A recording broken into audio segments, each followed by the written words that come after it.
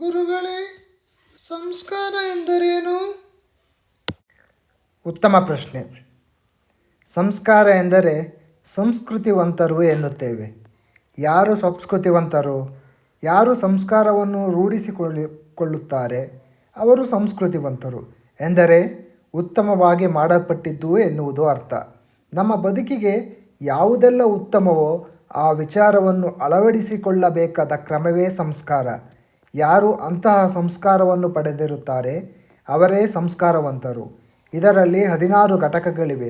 ಪ್ರತಿಯೊಬ್ಬ ಮನುಷ್ಯನು ತಿಳಿದೆಯೋ ತಿಳಿದೆಯೋ 16 ಘಟ್ಟಗಳನ್ನು ದಾಟಿ ಹೋಗಬೇಕು. ಅಷ್ಟೇ ವೈಜ್ಞಾನಿಕವಾಗಿ. ಅದೇ ಈ ವಿದ್ಯೆ. ಮೊದಲನೆಯದು ಗರ್ಭಧಾನ. ಇದು ಮೊದಲ ಸಂಸ್ಕಾರ. ದಂಪತಿಗಳ ಮನಸ್ಸು ಮತ್ತು ದೇಹ ಒಂದಾಗಿ ಆರೋಗ್ಯದಿಂದ ಕೂಡಿದ ಮಗುವಿನ ಹುಟ್ಟಿಗೆ ಕಾರಣವಾಗುವ ಅಂಶಗಳನ್ನು ಆ ಕ್ರಿಯೆ ಹೇಳುತ್ತದೆ. ಮಗು ಆರೋಗ್ಯವಾಗಿ ಜನಿಸಬೇಕಾದರೆ ಅದರ ಜನ್ಮಕ್ಕೆ ಕಾರಣವಾದವರ ಮನಸ್ಸು ಮತ್ತು ಆರೋಗ್ಯ ಸರಿಯಾಗಿರಬೇಕು. ಅದು ಮಗುವಿನ ಮೇಲೂ ಪರಿಣಾಮ ಬೀರುತ್ತದೆ. ಈ ಕ್ರಿಯೆಯನ್ನು ಗರ್ಭಧಾನ ಎನ್ನುತ್ತಾರೆ. ಎರಡನೆಯದು ಪುಂಸವನ. ಇದು ಎರಡನೇ ಸಂಸ್ಕಾರ. ಗರ್ಭದಲ್ಲಿರುವ ಮಗುವಿಗೆ ಶಕ್ತಿಯನ್ನು ನೀಡಬೇಕಾದ ಕ್ರಮವನ್ನು ತಿಳಿಸಲಾಗುತ್ತದೆ. ಈಗ ವೈದ್ಯರು ಮಗುವಿಗಾಗಿ ತಾಯಿ ಎಂತಹ ಆಹಾರ ತೆಗೆದುಕೊಳ್ಳಬೇಕು, ಎಷ್ಟು ಕಮ್ಮಿ ಇದೆ ವಿಟಮಿನ್ ಎಂದೆಲ್ಲ ಹೇಳುತ್ತಾರೆ. ಅದೇ ದಂಪತಿಗಳಿಗೆ ಅವರು ತಿಳಿಸಿಕೊಳ್ಳುವುದೇ ಪುಂಸವನ ಎನ್ನುತ್ತಾರೆ. ಪುಂ ಎಂದರೆ ಬಲ, ಸಮನ ಎಂದರೆ ಹಿಂಡುವಿಕೆ. ಮಗು ದಷ್ಟಪುಷ್ಟವಾಗಿ ಬೆಳೆಯಲು ಬಲವನ್ನು ಹಿಂಡಿಕೊಡುವುದೇ ಪುಂಸವನ. 3. ಸೀಮಂತೋನ್ನಯನ. ಇದು ಮೂರನೇ ಸಂಸ್ಕಾರ.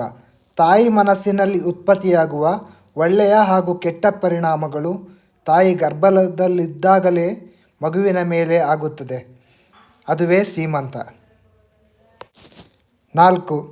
ಜಾತಕರ್ಮ. ಇದು 4ನೇ ಸಂಸ್ಕಾರ.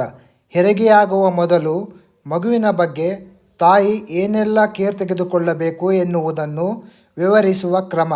ಹೆರಿಗೆಯ ಸಂದರ್ಭದಲ್ಲಿ ಅನುಸರಿಸಬೇಕಾದ ವಿಧಿವಿಧಾನಗಳನ್ನು ತಿಳಿಸುವ ಪ್ರಸೂತಿ ಜ್ಞಾನ. ಇದನ್ನೇ ಜಾತಕರ್ಮ ಎನ್ನುತ್ತಾರೆ. 5. ನಾಮಕರಣ. ಇದು 5ನೇ ಸಂಸ್ಕಾರ. ಹೆಸರೇ ಸೂಚಿಸುವಂತೆ ಮಗುವಿಗೆ ಹೆಸರಿಡುವ ಕ್ರಮ. ಅದು ಒಂದು ಮಗುವಿಗೆ ಹೆಸರಿಡಿದೆ ಅದನ್ನು ಏನೆಂದು ಕರೆಯುವುದು, ಅದಕ್ಕಾಗಿ ನಾಮಕರಣ. ಆ ಮಗು ಭೂಮಿಗೆ ಬರಲು ಕಾರಣವೇನು, ಮೊದಲು ಅದು ಎಲ್ಲಿದ್ದು, ಅದಕ್ಕೆ ಶರೀರ ಇದ್ದು ಯಾವ ಮನಸ್ಸು ಹೇಗೆ ಕೂಡಿಕೊಂಡಿತು ಎನ್ನುವುದನ್ನು ಗಂಡ ಹೆಂಡತಿಯ ಸಂವಾದ ರೂಪದಲ್ಲಿ ಅರ್ಥವತ್ತಾಗಿ ಮಗುವಿಗೆ ವಿವರಿಸುವ ಕ್ರಮ. 6. ನಿಷ್ಕ್ರಮಣ. ನಿಷ್ಕ್ರಮಣ ಎಂದರೆ ಮಗುವಿಗೆ ಹೊರ ಜಗತ್ತಿನ ಪರಿಚಯ ಮಾಡುವುದು. ಮಗುವನ್ನು ಮನೆಯಿಂದ ಹೊರಗೆ ತಂದು ಪ್ರಕೃತಿಯ ಪರಿಚಯ ಮಾಡಿಕೊಡುವುದು. ಗಾಳಿ, ಬೆಳಕು, ಬಿಸಿಲುಗಳ ಅನುಭವ ಮಾಡಿಸುವುದು. 7. ಅನ್ನಪ್ರಾಶನ.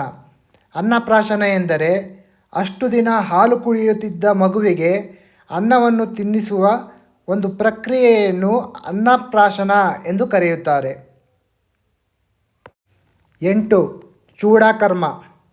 ಅಷ್ಟು ದಿನದಿಂದ ಇದ್ದ ಕೂದಲನ್ನು ತೆಗೆಸಿ ನಂತರ ಹೊಸ ಕೂದಲು ಬರಲು ಮಾಡುವ ಕ್ರಿಯೆಗೆ ಚೂಡಕರ್ಮ ಎನ್ನಲಾಗುತ್ತದೆ.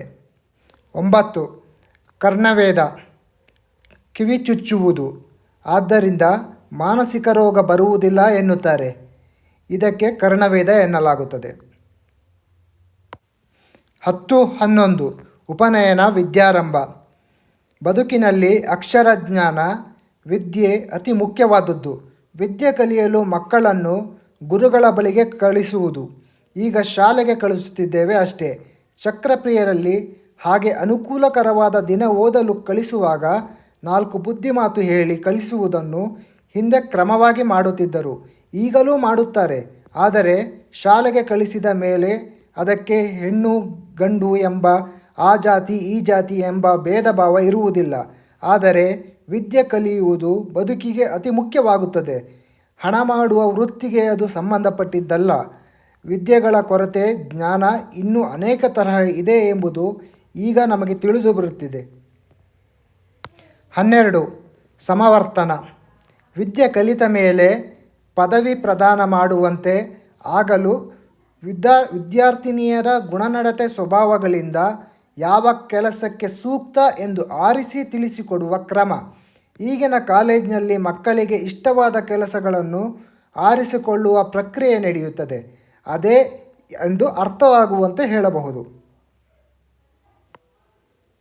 13. ವಿವಾಹ.